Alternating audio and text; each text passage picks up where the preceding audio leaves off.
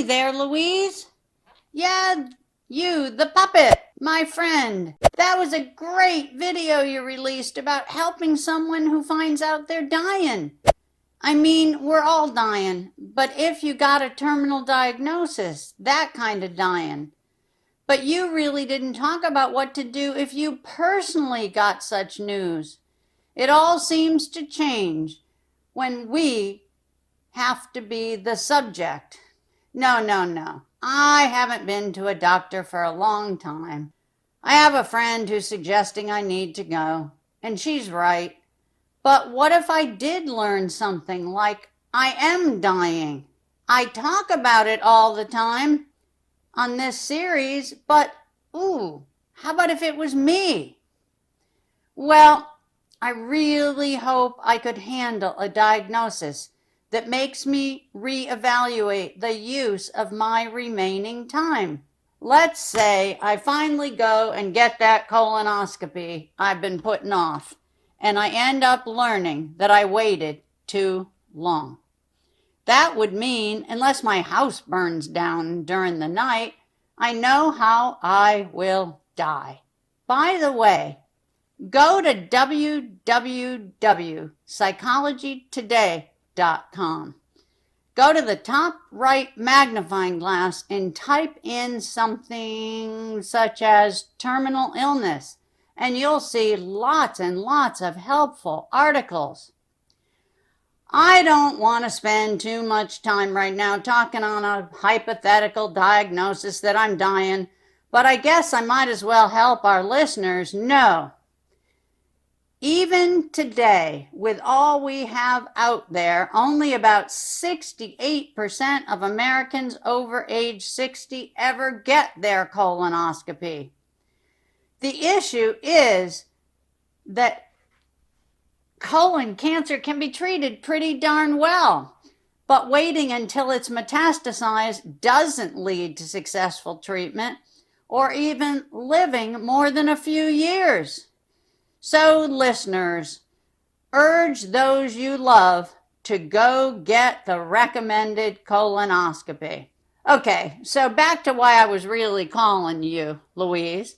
If I found out I had a terminal illness, what do? I know I have to stop being caught up in fear or anger or sadness. I have to figure out how to live the life I have left. I guess first of all, I have to figure out who would I even tell.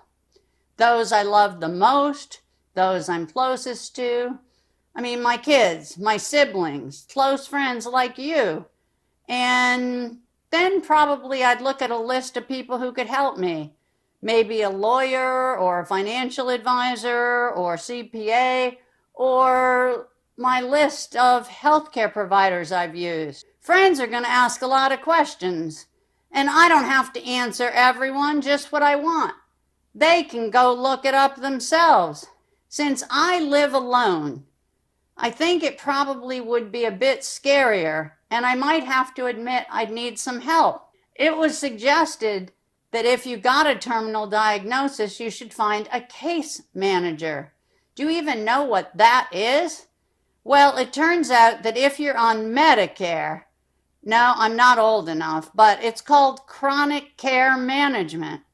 The intent is to have someone help organize your health needs.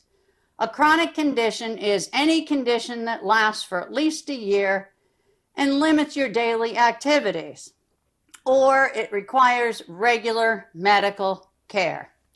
According to the CDC, that's the Center for Disease Control and Prevention, 6 in 10 Americans have a chronic condition. And believe it or not, 4 in 10 Americans have 2 or more chronic conditions. So if you're on Medicare and you fit in the 2 conditions or more, you might be able to get Medicare to pay for a CCM, Chronic Care Manager. Learn more about it at www.healthline.com. Put in the words chronic care. Did you know this kind of service has been allowed by Medicare since 2019? Yeah, 2 or more chronic conditions, and you could get this kind of help. But for many people, maybe those not on Medicare, those who only have one condition, you still could need a manager. So go to www.casemanagementbasics.com. There are a lot of articles about care managers. There's a long list, and one you'll find in there when you start looking is called How Do I Get a Case Manager? Of course, if you got involved with palliative care or hospice services, and yeah, we know us puppets have already talked about those, that service would assign you a case manager to help you through the many steps and appointments and other needs you have. Above all else, just ask. Talk with your primary care physician. Tell them what you're worried about. A good case manager will encourage you to make choices about way more than just health. How do you want to live the rest of your life? How do you ask yourself tough questions? Sorry, Louise, this is such a long call. We have to do more about this subject. Stay tuned. I'm on it. Bye for now. Thanks for listening. Love ya. For you in the audience, please subscribe. Please add questions. We want to help, and we need to know what you think. Thanks.